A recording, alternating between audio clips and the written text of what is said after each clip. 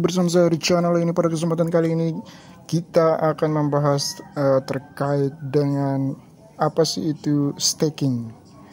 Jadi mungkin banyak pioneer Pi Network ataupun pelaku dunia kripto yang mungkin baru pemula sehingga belum begitu familiar dengan istilah staking. Nah, untuk lebih jelasnya tetap stay tune di channel ini, sebab pada kesempatan kali ini saya akan membahas lebih jauh terkait dengan apa itu staking dan dalam kaitan dengan Pi Network-nya seperti apa. Tetap stay tune, sebab sesaat lagi saya akan membahas terkait hal tersebut.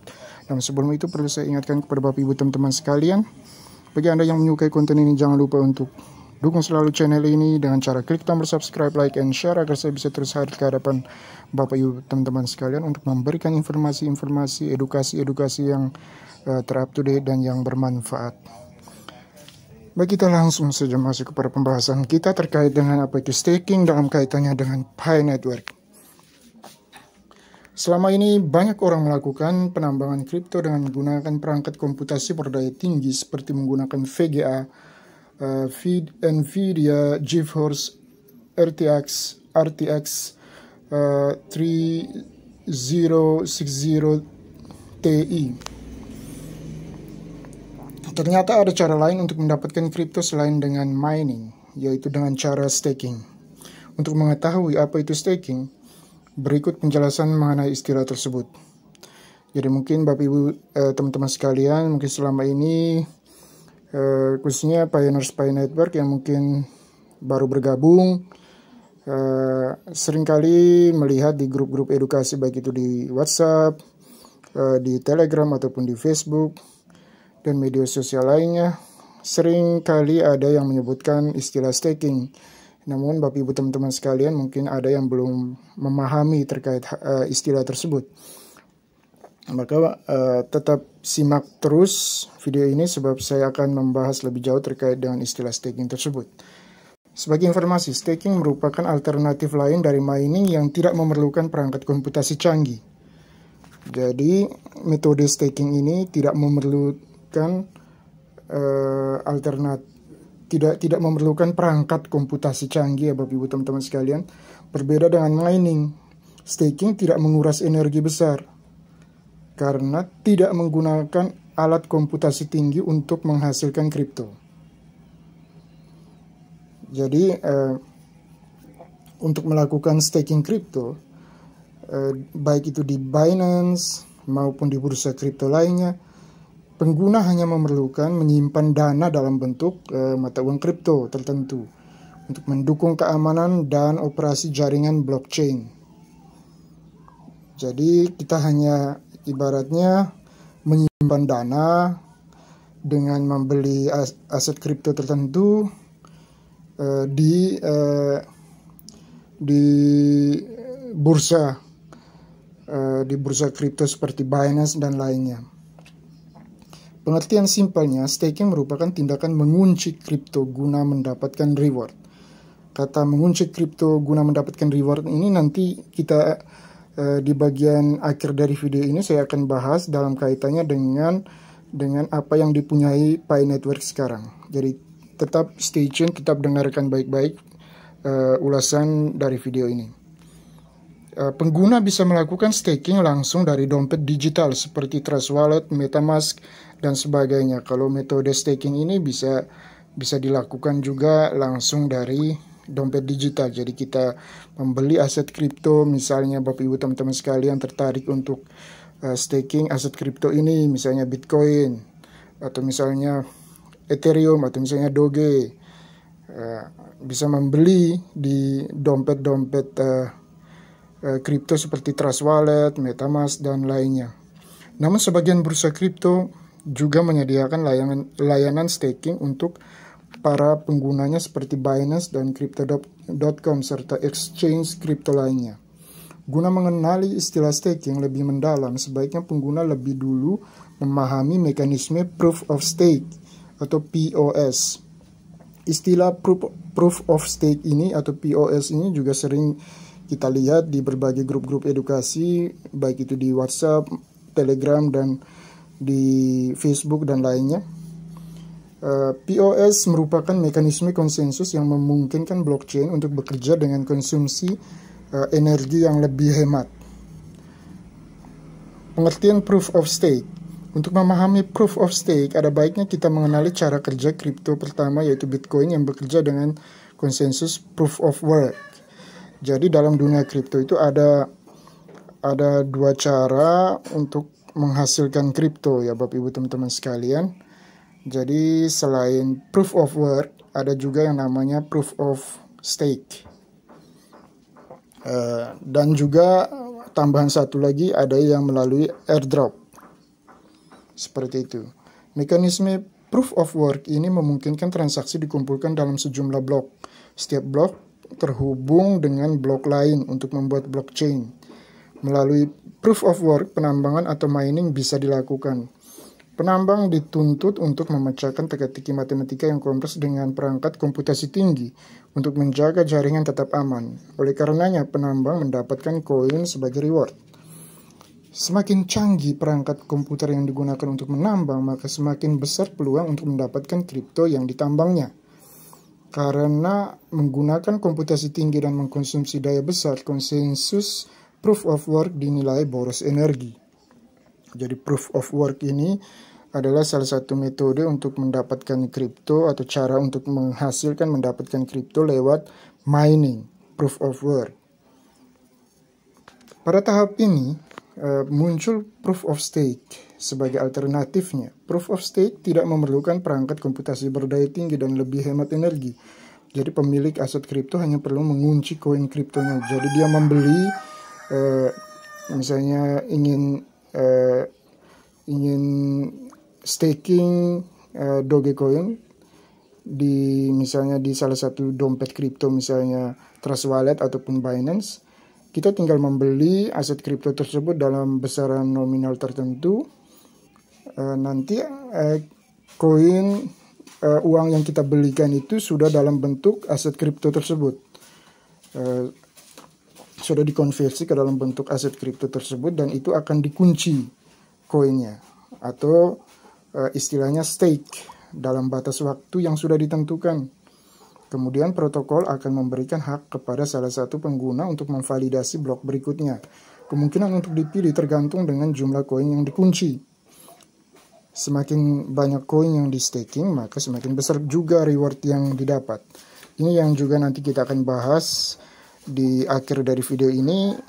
Saya akan membahas terkait dengan reward yang juga akan didapat seperti yang dipunyai Pi Network sekarang. Nah, dengan cara proof of stake ini, penentuan peserta mana yang akan membuat blok bukan lagi dipilih berdasarkan komputasi tinggi sebagaimana di proof of work. Dalam proof of stake, peserta akan mendapatkan hak untuk membuat blok berdasarkan banyaknya jumlah koin yang di staking. Dengan munculnya konsensus proof of stake ini, Ethereum akan bermigrasi dari proof of work ke proof of stake dalam upgrade kolektif yang disebut ETH 2.0. Sejumlah kripto lain yang sudah lebih dulu menggunakan konsensus proof of stake diantaranya adalah Algorand, Cardano, Solana, dan sejumlah kripto lain. Hadirnya proof of stake tidak dapat dilepaskan dari dua nama, yaitu Sunny King dan Scott Nadal. Pada tahun 2012, keduanya menerbitkan makalah mengenai hal tersebut untuk jaringan Peercoin yang memanfaatkan mekanisme hybrid POW POS sebagaimana dilansir dari Binance Academy. Jadi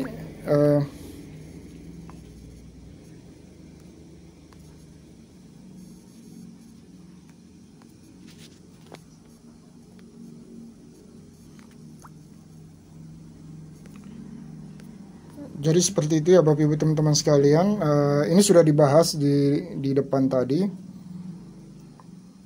Tidak perlu dibahas lagi karena sudah ada di depan tadi.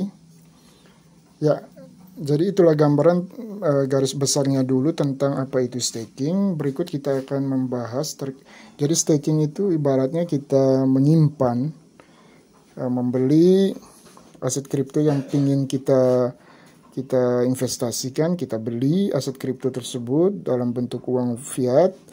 Nanti setelah sampai uang fiat artinya dalam bentuk rupiah, kita beli ke salah satu bursa atau dompet kripto, misalnya beli ke Trust Wallet atau ke Binance. Nanti kita akan mendapatkan dalam bentuk aset kripto. Nanti aset kripto itu akan dikunci atau di stake dalam kurun waktu atau jangka waktu tertentu. Nanti dari modal yang kita stake atau kita investasikan itu, nanti kita akan mendapatkan keuntungan, profitnya. Nanti dalam jangka waktu tertentu, modal dan profit itu akan kembali ke dompet kita. Jadi seperti itu. Nanti dalam hubungan dengan staking ini, saya akan membahas juga terkait dengan apa yang dipunyai oleh Pi Network saat ini. Jadi metode staking ini sudah dipunyai juga oleh Pi Network. Jadi dalam prosesnya ke depan nanti juga para pioneers Pi Network bisa mendapatkan profit dari metode staking, atau di Pi Network kita mendengar dengan istilah, maaf ya Bapak Ibu teman-teman sekalian, harap bersabar sejenak.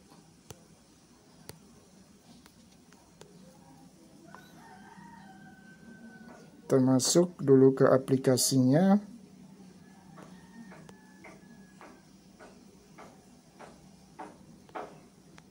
Mohon bersabar.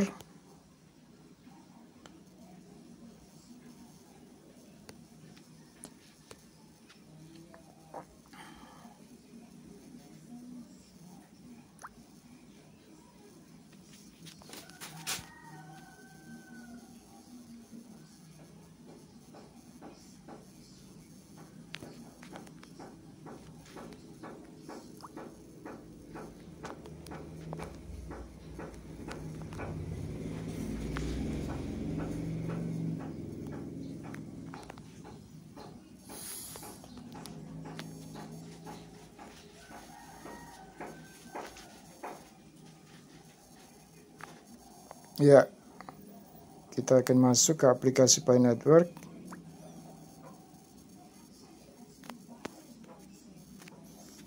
Kita menuju ke menu Mainnet. Lalu kita klik konfigurasi tingkat penguncian. Nah, inilah metode staking yang dimiliki oleh Pi Network. Jadi kita langsung bisa staking langsung di aplikasi nambangnya. Jadi tidak harus kita ke dompet, kita membeli dan sebagainya. Namun untuk para pioneers yang sedang menambang, para pioneers Pi Network yang sedang menambang, itu langsung bisa melakukan staking atau penguncian aset kriptonya yang ditambang selama ini itu langsung di aplikasi Pi Network-nya langsung. Jadi sudah disediakan langsung. Kita bisa memilih persentase dari hasil nambang murni kita itu, kita mau staking atau kunci di berapa persen, lalu selama durasi berapa lama, itu sudah diberikan atau sudah dikasih pilihan. Jadi kita tinggal memilih, mau itu 25% dari hasil nambang murni kita, atau 50%, atau 90%, atau 100%, atau 200%. Lalu durasinya juga bisa dipilih, mau yang 2 minggu, 6 bulan, 1 tahun, atau 3 tahun di stakingnya, atau disimpan, atau dikunci. Jadi pilihannya ada di kita. Lalu untuk melihat berapa banyak hasil dari mining murni kita itu, kita bisa lihat di sini. Jadi ini hasil mining murni kita. Jadi seperti itu. Dalam kaitannya dengan metode staking. Jadi harap Bapak Ibu teman-teman pioneer sekalian sudah bisa memahami bahwa yang dimaksud dengan staking yang mungkin selama ini seringkali didengar atau dilihat, baik itu di grup edukasi di WhatsApp, Telegram, Facebook, dan media sosial lainnya. Namun Bapak Ibu teman-teman sekalian, ada yang mungkin belum memahami terkait dengan apa itu staking. Mudah-mudahan penjelasan kali ini bisa dipahami terkait dengan staking tersebut. Jadi kita menyimpan, mengunci hasil nambang kita, nanti dalam periode waktu tertentu modal yang kita kunci dengan profitnya akan balik ke saldo, ke dompet kita, dengan profit sekian persen untuk jangka waktu tertentu. Terkait dengan video bagaimana cara lock up koin Pi di akun Pi Network kita, itu saya sudah bahas di video saya sebelum-sebelumnya. Mungkin Bapak Ibu teman-teman sekalian bisa subscribe channel saya, sehingga bisa berlangganan terus video-video update informasi edukasi dari saya langsung. Jadi terkait dengan cara lock up koin secara detail, secara lengkap, itu sudah saya bahas di video saya sebelumnya.